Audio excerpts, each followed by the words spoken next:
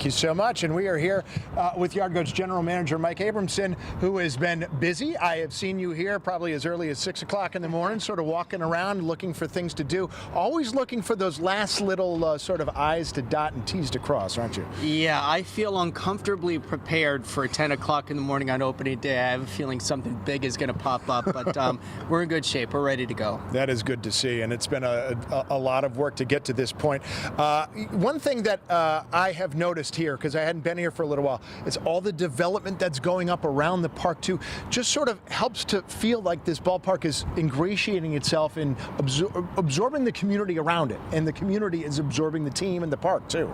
Yeah, it's so true. I mean, we had our staff orientation about a month ago, and all of our new employees and our returning employees, and one of the things we talked about was how proud everybody should feel about the development, because that was the promise of the ballpark. You know, years and years ago, the city was split in half by the highway, and the vision the folks here in Hartford had for this development was that it would once again unite the north end and the downtown. Yes. And it's all happening. These buildings are going up all around us. There's construction done, construction underway, and that's a credit to everybody who's worked here over the past 10 years. That is fantastic. And remember, I know sometimes some old parking lots were there. You guys have partnered $5 parking lots all over the general area here within a couple of blocks of the park. Yeah, absolutely. I mean, when we first opened, we were never supposed to have adjacent parking to begin with. So people did get comfortable with that, and it was a nice convenience to have, but we're now in a space with the development that's done, the development that's underway, where we're back to the original lots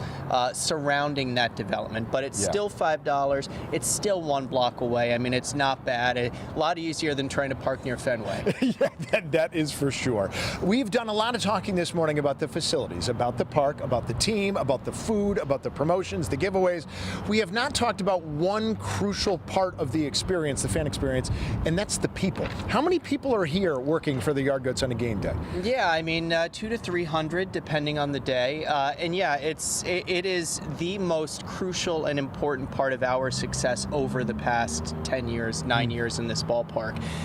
We have so many folks on our staff, ticket takers, ushers, concession workers who have been here since day one, and they're the folks that the fans meet. They're the ones that they know. They're the ones that they look forward to seeing at the games.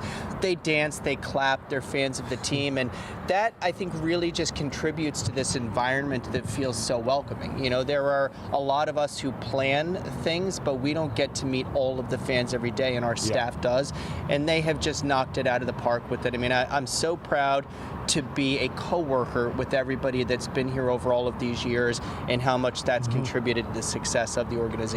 And it's more than them taking care of the fans. There's another part to it earlier on where you take care of the employees so that they will take care of the fans. Talk to me about some little ways the organization takes care of its employees. Yeah, for sure. So, I mean, the easy one is employees coming to games for free. That's simple, but we like to give them access to the ballpark that the fans enjoy. When they're serving the fans in the YG Club, out in the ballpark, on the field, we give that back to them as well. So a couple of times a year, we have huge full staff parties. Everyone who works in the ballpark, from the janitorial staff to the team comes too. Get a DJ, we get a live band, all food, open bar, everyone has a great time. We also do an on-field batting practice for the game day staff as well. They get to go down on the field in the Turtle and take a shot at hitting a home run out of Duncan Park. That is fantastic. And also looking around, there's so much signage, and you're used to seeing it at a ballpark, but you forget about how important the corporate sponsorships and other companies are to the health of this organization. Yeah, it really is. I mean, our corporate support, our sponsors, and community partners like yourselves, since day one have been an anchor to us being able to do the things we do and execute the community programs that we execute. Right. You know, particularly when you talk about the 10-year story, COVID was in the middle of that. We had a year where a lot of businesses did not survive.